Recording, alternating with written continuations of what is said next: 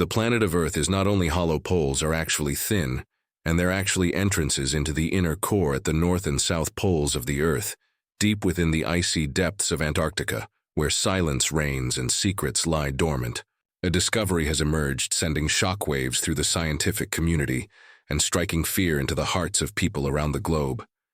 For centuries, Antarctica has remained an enigma, a desolate wilderness, untouched by human hands, but now a group of intrepid researchers has stumbled upon an anomaly that defies all understanding, a revelation that could reshape the course of history itself. Join us as we embark on an epic journey to unravel the secrets that lay hidden beneath the expanse of ice in Antarctica. What just emerged in Antarctica has instilled bone-chilling terror in the whole world, and it could possibly be the ultimate battle between mankind and forces that are beyond our comprehension. Rear Admiral Richard E. Byrd. Polar exploration in the vast expanse of history. Only a select few intrepid adventurers have managed to earn the revered title of heroes. Yet it's important to note that not all of these explorers receive the recognition they deserve or have their remarkable discoveries duly acknowledged. Surprisingly, some of these courageous individuals had their findings deliberately concealed by those in power. One such explorer who had an extraordinary tale to tell was Rear Admiral Richard E. Byrd. The name Rear Admiral Richard E. Byrd doesn't immediately ring a bell, but his recent revelations have cast doubt on everything we thought we knew about our planet. Evelyn Byrd was a distinguished naval commander and explorer hailing from the United States. He was not only an exceptional aviator, but also a trailblazing pioneer in polar exploration and an ingenious organizer of polar logistics. His extraordinary feats were rightly acknowledged with the Medal of Honor, the highest accolade for bravery bestowed by the United States. The discovery his remarkable Arctic career took flight in 1924, when he assumed leadership of a small naval aviation unit as part of Commander D. B. McMillan's Arctic expedition to western Greenland. This marked the beginning of Byrd's awe-inspiring journey into the frigid realms of the North. However, what sets Byrd's story apart is the astonishing discovery he made during his explorations. A discovery that challenged the very foundations of our understanding of the planet. Unfortunately, these groundbreaking findings were met with resistance and suppression from the authorities of the time. Imagine the intrigue and mystery surrounding Byrd's concealed revelations. What could he have stumbled upon that was so profound and controversial? Did his findings contradict existing scientific knowledge or challenge established narratives? These questions hang tantalizingly in the air, waiting to be unraveled. Byrd's fascination with flying over icy landscapes began when he soared above the shimmering sea ice and majestic glaciers of western Greenland. It was there that he first caught wind of an intriguing rumor, a secret entrance to the mysterious center of the Earth concealed somewhere within the icy depths of the South Pole. Intrigued by this fantastical notion, he embarked on daring expeditions piloting his planes toward the uncharted lands of the South Pole. But fate had a different plan for him during one of his treacherous flights over the pole. Something extraordinary happened. It was on May 9, 1926 that Byrd and the flight-skillful pilot Floyd Bennett claimed to have accomplished a remarkable feat. They declared themselves the first aviators to successfully fly over the icy expanse of the North Pole. Their epic adventure began in Kings Bay, Pittsburgh, in Norway, where they took off in their trusty Fokker tri-motor aircraft for a staggering 15.5 hours. Byrd and Bennett navigated the frigid skies, encountering only minor obstacles such as an oil leak in the starboard engine. Despite this hiccup, they pressed on, driven by their unwavering determination and the thrill of exploration. News of their triumphant achievements spread like wildfire, and the nation erupted in celebration. Byrd and Bennett were hailed as national heroes, their bravery and audacity capturing the imagination of people far and wide. Their unwavering spirit and the perseverance they demonstrated during their historic flight earned them the prestigious Congressional Medal of Honor, a testament to their extraordinary accomplishment. Yet even in the face of overwhelming acclaim, controversy lingered in the air. Doubts arose regarding whether Byrd and Bennett's aircraft had truly reached the elusive North Pole. Some skeptics questioned the accuracy of Mount Sidley, their navigation, and the veracity of their claims. Mount Sidley, unlike the early explorers, who relied on traditional means, Byrd used airplanes and other modern tools to navigate through the treacherous terrain. During one of his expeditions, he stumbled upon something truly awe-inspiring, a gigantic slumbering volcano called Mount Sidley. This massive volcano is not only the largest of its kind in Antarctica, but also holds a special place among the famous 7 summits of volcanic peaks around the world. Its remote location far away from human civilization adds an extra layer of allure, attracting adventurous mountaineers who yearn for extraordinary experiences. He led multiple Antarctic expeditions, each one filled with remarkable achievements. His first voyage, which spanned from 1928 to 1930, marked the beginning of his exploration saga. During this trip, he established a base known as Little America on the frozen surface of the Ross Ice Shelf. From there, Byrd and his team embarked on thrilling flights over the vast expanse of Antarctica, charting new territories and discovering hidden mountain ranges. Not one to rest on his laurels, Byrd embarked on a second mission from 1933 to 1935. During this daring adventure, he constructed a second base called Little America 2, and unbelievably spent 5 long winter months alone at an advanced base located 123 miles away from the main camp. This solitude and isolation were a true test of Byrd's resilience and determination. His thirst for exploration led him on a third voyage from 1939 to 1941, aptly named Little America. The 3 it was during this journey that he stumbled upon Western Island, a remarkable discovery that added to his list of significant findings. Byrd's insatiable curiosity and drive to unravel the secrets of the icy continent were unwavering. However, his most ambitious and largest Antarctic expedition was his 4th trip, known as Little America 4, or Operation High Jump. It took place from 1946 to 1947 and involved an astounding fleet of 13 ships and a staggering 4,000 personnel. This mammoth undertaking earned its title as the most extensive Antarctic expedition to date, demonstrating Byrd's unparalleled commitment to unraveling the mysteries of the icy continent. Operation Deep Freeze. Operation Deep Freeze in 1955 to 1956. Byrd embarked on his final adventure to Antarctica, known as Little America Thief. It was an extraordinary expedition that took place during the International Geophysical Year and was given the codename Operation Deep Freeze throughout his missions. Byrd made remarkable discoveries and greatly expanded our knowledge of Antarctica. But here's where it gets truly fascinating. Some of Byrd's most captivating findings remained a secret for many years, until his son stumbled upon his long-lost diary. It turned out that the diary had somehow ended up in the possession of Tawani Wakawashush. This remarkable discovery paved the way for the formation of the International Society for a Complete Earth, which we now know as the Hollow Earth Research Society. The diary contained incredible revelations that challenged conventional wisdom. Its contents remained unknown until the 1970s, when they finally came to light. To ensure the diary's significance reached a wider audience, it was passed on to Dan Weiss, a renowned researcher and author specializing in UFOs. Upon its publication, the world was introduced to Byrd's hidden discoveries, providing a tantalizing glimpse into a realm of possibilities. The revelations within the diary sparked widespread curiosity and ignited passionate debates. The extraordinary insights found within the diary's pages pushed the boundaries of scientific exploration and inspired further investigation into the mysteries of the Hollow Earth. Mysterious Voyage. Mysterious Voyage. The missing diary of Admiral Richard E. Byrd is like a hidden treasure filled with extraordinary tales. It reveals a captivating story about a mysterious voyage that he embarked upon over the North Pole on February 9, 1947. That time, Admiral Byrd was leading Task Force 68, stationed at the planet's southernmost point. They were part of an ambitious mission called Operation High Jump, a 6-month adventure to explore the vast icy landscapes of Antarctica.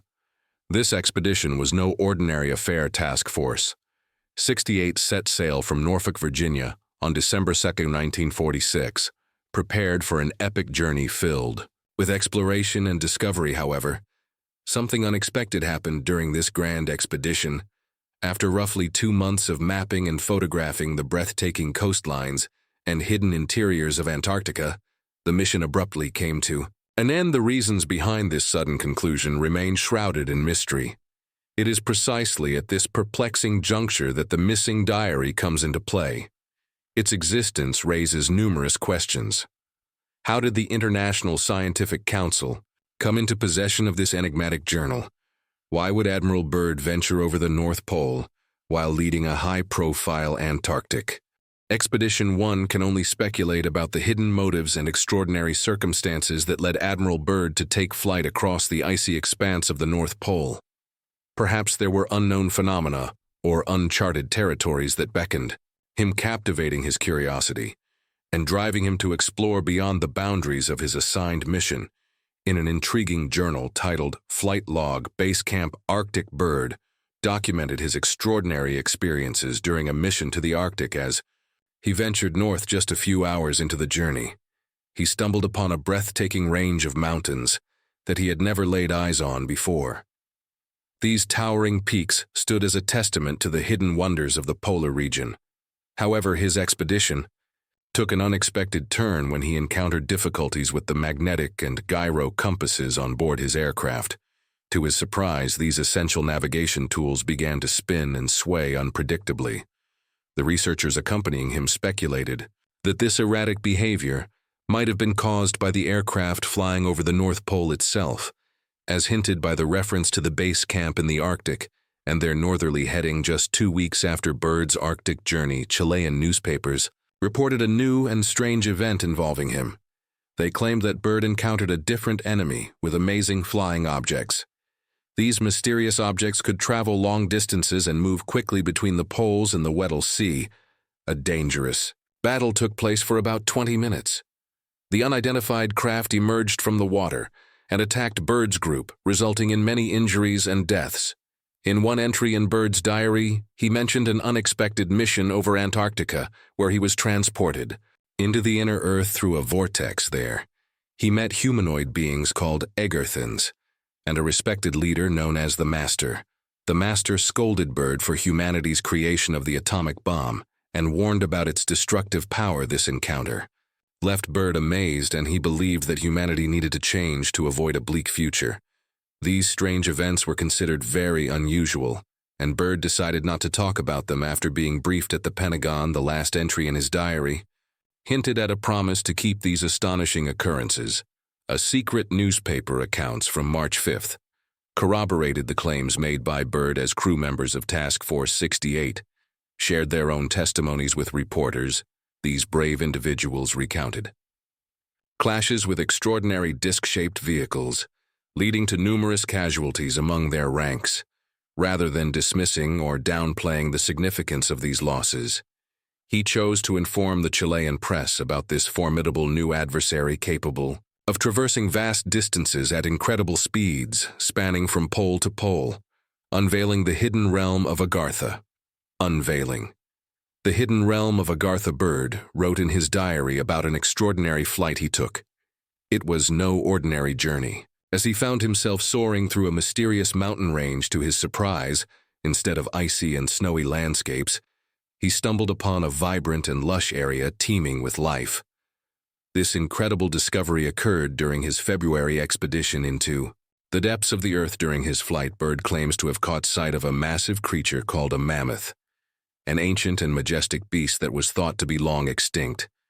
But that was just the beginning of his astonishing encounter. As he continued his flight, he felt a strange and irresistible pull towards an unknown city later revealed to be called Agartha. However, the flight was far from smooth. His navigation instrument started acting up, going completely haywire. The gyroscope, a device used to measure and maintain orientation, swung back and forth, erratically rendering the controls of the plane useless. It was a disorienting and unnerving experience for Byrd and his crew.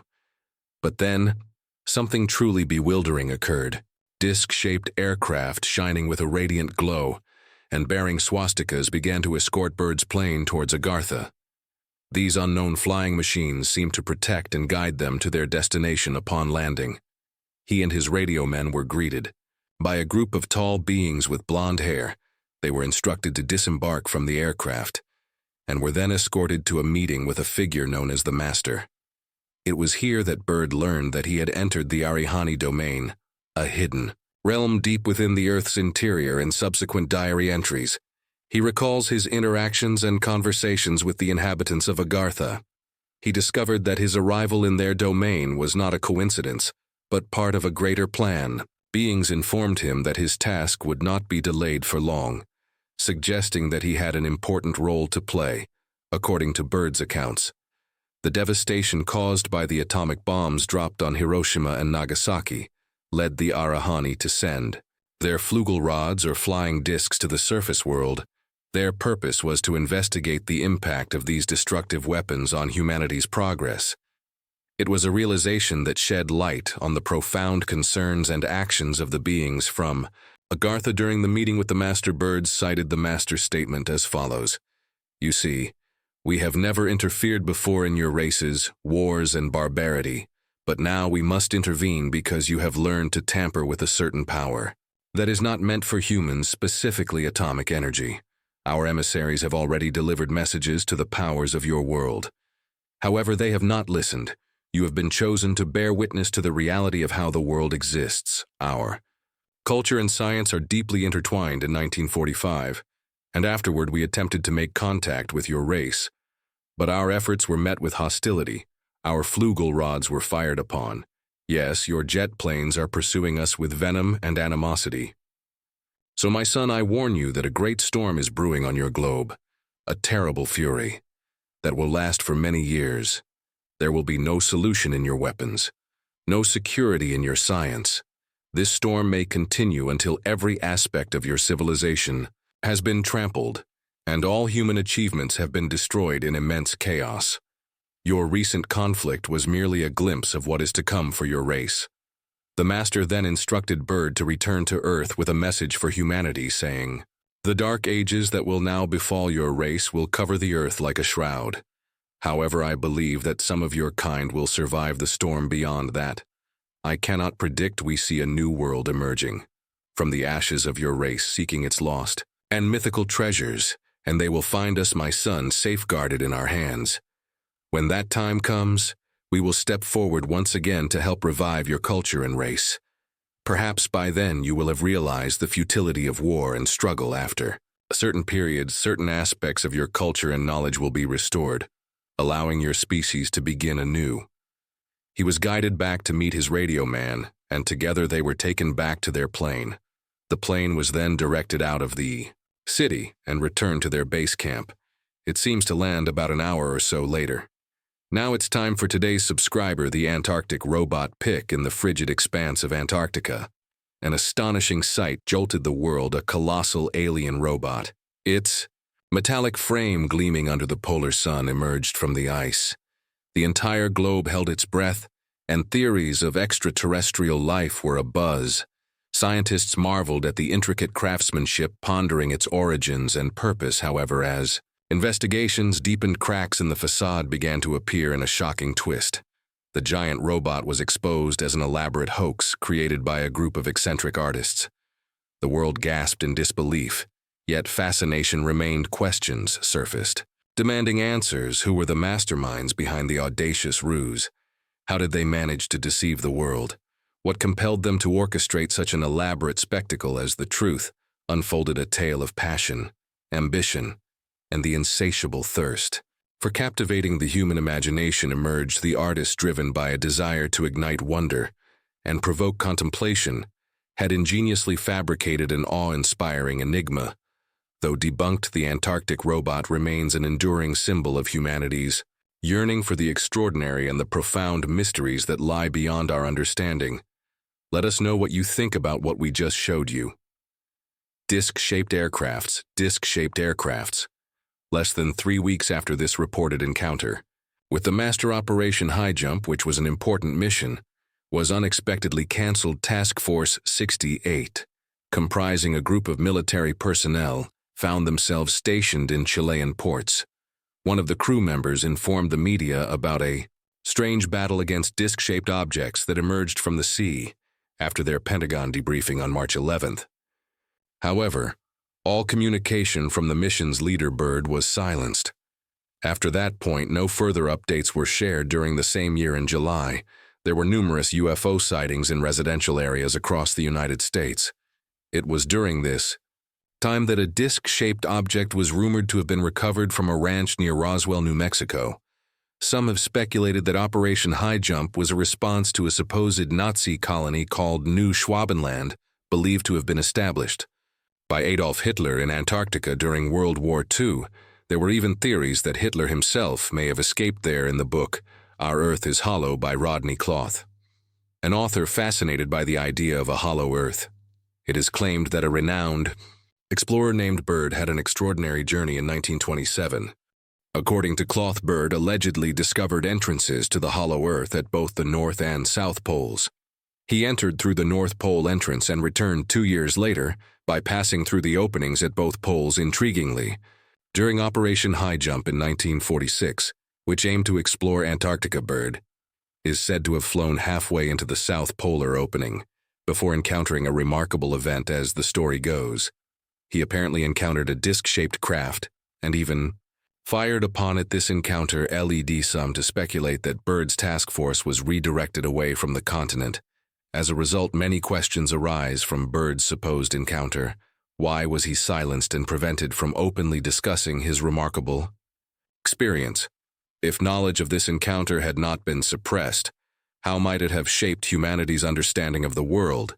Is it possible that the wave of UFO sightings during that period could be connected to this specific encounter? While the truth of Byrd's adventures remains uncertain, there have been numerous reports of UFO sightings in Antarctica.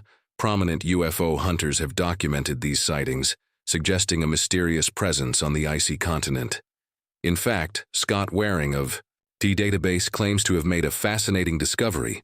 While virtually exploring Antarctica using Google Maps, he stumbled upon a photograph that appeared to show an object partially buried beneath the snow and ice. Upon closer examination, the object resembled an alien spacecraft with a metallic-like body, a triangular shape, and a noticeable hump in the middle. These findings fuel speculation about the possibility of aliens having been present on Earth for centuries, or even thousands of years. The notion that extraterrestrial beings may have visited our planet and left behind traces of their encounters is both captivating and thought-provoking. Hollow Earth. Hollow Earth. There is a theory called the Hollow Earth theory that suggests there are secret worlds beneath our feet. This idea has been around for a long time. Even in ancient times, people in different cultures associated it with mythological places like the Greek Hades, the Nordic Zwartal, the Jewish Sheol, and the Christian Hell. It was the philosopher Plato who first proposed the concept of a hollow Earth. But let's fast forward to 1692, when a scientist named Edmund Halley came up with his own version of the hollow Earth model. He believed that our planet is like a thick shell, with not just one but two inner concentric shells, and a core at the center to determine the size of these inner shells. Halley looked at the diameters of other planets, like Venus, Mars, and Mercury. Each of these inner shells, according to Halley, has its own atmosphere and magnetic pulse, and they rotate at different speeds. What motivated Halley to propose this theory were strange compass readings that didn't quite make sense. He thought that the Earth's unusual magnetic behavior could be explained by the existence of inner shells, but it doesn't stop there. Halley also believed that inside the Earth, within these inner shells, there could be an entire ecosystem of living creatures. He even speculated that the mesmerizing aurora borealis, the beautiful lights that sometimes appear in the sky, could be caused by gas escaping from within the Earth. Interestingly, other scholars like Leonard Euler took Halley's idea further in their book, Lands Beyond. Authors D. Camp and Ley mentioned that Euler proposed a similar concept of a hollow Earth, but with multiple shells instead of just two. What's even more fascinating is that Euler imagined an inner sun within the hollow Earth, providing light for a highly advanced civilization thriving in the depths. However, it's worth noting that Euler also contemplated the idea of a solid Earth. In his letters to a German prince, he described a thought experiment where the Earth is solid. So even among these great thinkers, there were different ideas and speculations about the nature of our planet. In the early 19th century, Sir John Leslie expanded on Euler's idea and gave names to the inner suns, calling them Pluto and Proserpine.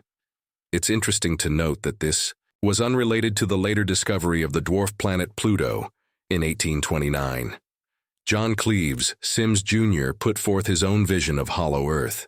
He proposed that our planet had a hollow shell that was 800 miles thick with openings at both poles and 4 inner shells. Each inner shell had an opening at the poles as well. Sims gained considerable popularity for his ideas, thanks to his supporter James McBride. Sims even planned a trip to the North Pole to prove his theory, but it was cancelled by U.S. President Andrew Jackson. Sadly, Sims passed away in the same year, 1829. Jeremiah Reynolds, another follower of the hollow Earth theory, took up the cause after Sims' death. Reynolds gave lectures on the subject and called for an expedition to explore the hollow Earth. However, he eventually shifted his focus and embarked on his own journey to Antarctica. Due to his previous controversies and insults toward others, Reynolds did not participate in the United States Great Exploring Journey of 1838-1842. In the 20th century, there were several proponents of the idea of a hollow Earth. William Reed in 1906 wrote a book called Phantom of the Poles, where he suggested that the Earth is hollow without inner shells or inner suns. Marshall Gardner also supported the concept of a hollow Earth with his book A Journey to the Earth's Interior in 1913, later expanded in 1920. Gardner proposed the idea of an inner sun and even made a model to explain his theory. However, he didn't mention Reed's ideas. Around the same time, Vladimir Obruchev wrote a fictional novel called Plutonia that depicted a hollow Earth inhabited by prehistoric creatures, and with a central sun. The book imagined a hole in the Arctic connecting the interior with the surface. Some people believe in ascended masters living in underground tunnels, or a hollow Earth. They think places like Antarctica, the North Pole, Tibet, Peru, and Mount Shasta in California are gateways to this hidden world called Agartha. Some even suggest that these areas are the origins of UFOs. In 1969, a book called The Hollow Earth emerged, supposedly written by Dr. Raymond Bernard. It delves into these concepts, exploring the idea of hollow planets, and even proposing that UFOs come from the Ring Nebula. Interestingly, the author's pseudonym Bernard was actually Walter Siegmeister, as revealed by Martin Gardner's essay.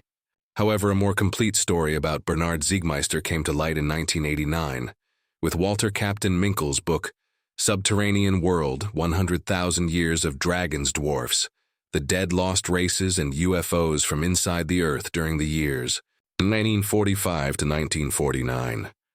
Ray Palmer, the editor of a science fiction magazine called Amazing Stories, published a series of stories by Richard Sharp Shaver, known as the Shaver Mystery. Shaver claimed that an advanced prehistoric species constructed a network of underground caves. Their degenerate descendants, called the Darrow, allegedly still reside there, using the advanced technology left behind by ancient races to torment people on the surface. These tormenting voices, believed to be from inexplicable sources, were cited as evidenced by Shaver and were supposedly heard by many individuals, adding to the intrigue surrounding the underground world. Instead of saying humans live on the outer surface of a hollow Earth, some people suggest a different idea called the concave hollow Earth theory. They believe there is a cosmos inside the hollow world, like a Dyson sphere. In 1869, a doctor named Cyrus T. Day from New York proposed a similar theory called cellular cosmogony. Based on this idea, he started a cult called Koroshanity, and their main colony still exists today in Florida. Day's followers claimed to prove the Earth's curvature by surveying the Florida shoreline, using special technology in the 20th century. German writers like Peter Bender, Johannes Langkamp Neupert, and for its broad supported the hollow Earth theory, adding more to the idea of a hidden world beneath us. There are stories, although not proven, that suggest Adolf Hitler was influenced by the concave hollow Earth idea. According to these tales, Hitler sent an expedition to spy on the British Navy. By pointing cameras into the sky, he believed the sky above was a spherical cavern, filled with stars hoping to gather important information. By looking up an Egyptian mathematician named Mustafa Abdelkad, took this notion further, and wrote scientific publications describing a precise mapping of this concave Earth model. He proposed that light beams would travel in circular paths gradually, slowing down as they approached the center of the cavern. However, in conventional scientific cosmology, it is believed that no energy can reach the center of this cavern, which is located at a finite distance away from Earth. Martin Gardner, a well-known writer, suggested that if a drill were to penetrate this cavern, it would seemingly extend endlessly until reaching a point at infinity which corresponds to the center of the Earth. However, this theory is often dismissed based on Occam's razor principle, which encourages us to choose simpler explanations when multiple options are available. If you were inside the Earth, you wouldn't feel pulled towards the outer surface according to gravity. Theory, you would feel almost weightless. This is because of Isaac Newton's idea that inside a hollow shell, the gravity force is zero, but on the inner surface there would still be a small gravity force. This happens because the Earth isn't a perfect sphere, and because of the Moon's gravity and the Earth's rotation. These factors would make you feel a bit pulled outward if you were inside the hollow Earth. If the hollow Earth had the same materials as the outside, it would weigh less. So the gravity on the outer surface would be weaker than what we have now. These ideas about a hollow Earth are interesting but not widely accepted by scientists. They offer an imaginative perspective that combines historical anecdotes with scientific principles, but their validity remains uncertain. Which of these terrifying discoveries in Antarctica did you find the most intriguing? Let us know your opinions in the comments below. Thanks for watching, and we'll see you in the next one.